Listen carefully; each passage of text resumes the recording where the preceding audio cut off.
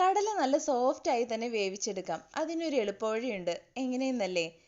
ഇത് തലേ ദിവസം കുതിർത്തിയെടുത്തിട്ടുള്ള കടലയാണ്. അപ്പോൾ നല്ലതുപോലെ കഴുകിയതിന് ശേഷം ഒരു കുക്കറിലേക്ക് ഇട്ട് കൊടുക്കുക.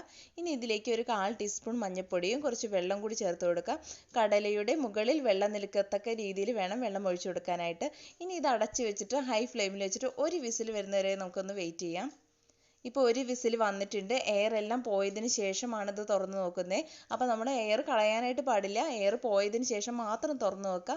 ഇപ്പോൾ ഇത് ഏകദേശം ഒന്ന് വെന്ത് വന്നിട്ടുണ്ട്. ഇനി നമുക്ക് ഒന്നുകൂടി നല്ല സോഫ്റ്റായി തന്നെ കിട്ടാനായിട്ട് ഒരു വിസിലും കൂടി ഒന്ന് വരണം. അപ്പോൾ നമുക്ക് അടച്ചു വെച്ചിട്ട് ഒന്നുകൂടി വേവിക്കാം.